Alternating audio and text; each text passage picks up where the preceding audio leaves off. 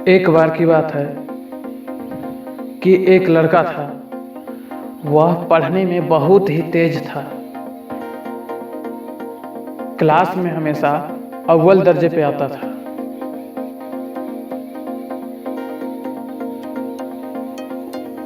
वह बहुत ही तेज था पढ़ने में। लेकिन अक्सर ऐसा होता है कि जिनके पास पढ़ने के लिए व्यवस्था नहीं होता है,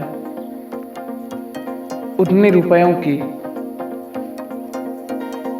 बंदोबस्त उनके पास नहीं होता है, इसलिए वह पढ़ नहीं पाते हैं पढ़ाई में तेज होने के बावजूद।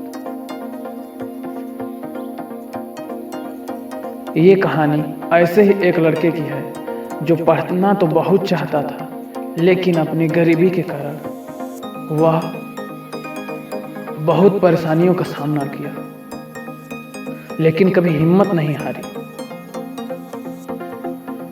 तो वह लड़का अपनी माँ के साथ एक छोटे से गांव में रहता था। 2 साल पहले ही उसके पिताजी का देहांत हो चुका था और उनके ऊपर काफी कर्ज लद चुके थे। उसकी माँ गांव में काम कर करके, मजदूरी कर करके उसको पढ़ाने की बंदोबस्त करती थी और वह लड़का पढ़ना बहुत चाहता था। तो उसकी माँ उसका मनोबल न टूटने के लिए वह जी जान लगाकर बहुत ज़्यादा मेहनत करती थी और उसकी पढ़ाई के लिए पैसों को इकट्ठा करती थी।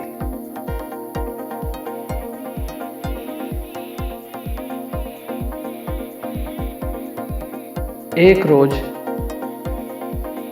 उसकी माँ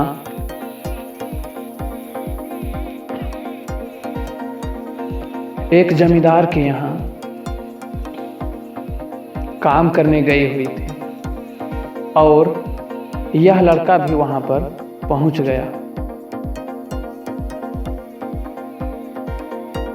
जब इसकी माँ जमींदार के यहाँ काम कर रही थी तो यह लड़का जमींदार के यहाँ पड़े हुए पेपर को पढ़ने लगा। तो जमींदार की औरत आई और उस लड़के से कही कि तू पेपर क्यों पढ़ रहा है, जा अपने माँ के साथ काम में हाथ बटा। तुम्हें पेपर पढ़ने से क्या होगा। तो उस लड़के ने कहा कि मेरे पास इतने पैसे नहीं कि मैं किताबें खरीद सकूं या पेपर खरीद सकूं, जिससे कि मैं नई नई जानकारियां प्राप्त कर सकूं। इसलिए मैं आपके यहाँ आकर पेपर पढ़ रहा हूं, जिससे कि मेरा नॉलेज बढ़ जाए। तो उस मालकिन ने कहा कि तुम पढ़ लिख कर करोगे भी क्या।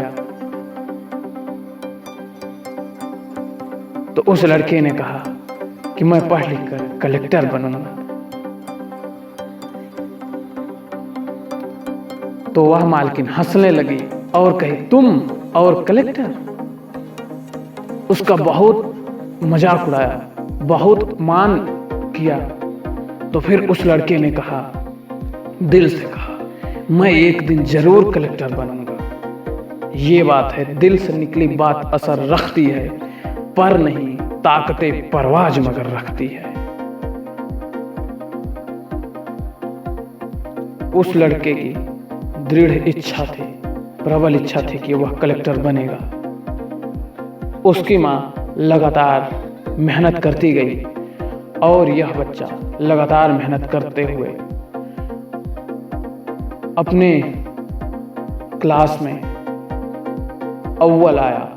तो इसके हेडमास्टर ने कहा कि बेटा तुम दिल्ली जाकर पढ़ाई करो, इसके लिए मैं तुम्हारा पूरा खर्चा उठाऊंगा और मन लगाकर पढ़ाई करना, तुम कलेक्टर बन के दिखाना।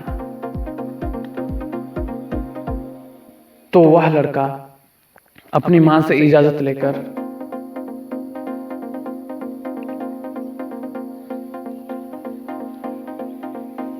दिल्ली जाने के लिए तैयार हो गया और वह दिल्ली गया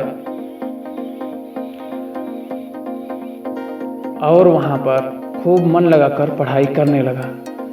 जब उसका एग्ज़ाम था तो जब वह अपना एग्ज़ाम देने जा रहा था तो अचानक रास्ते में ही उसका एक्सीडेंट हो गया और उसके बाएं हाथ में चोट आ गई और बहुत ज़्यादा खून निकलने लगा। तो उस लड़के ने सोचा कि अगर मैं हॉस्पिटल जाता हूँ तो मेरी साल भर की पढ़ाई बर्बाद हो जाएगी और हो सकता है कि आगे मुझे मौका भी ना मिले पढ़ने का। तो उसने काफ़ी हिम्मत जुटाई और सोची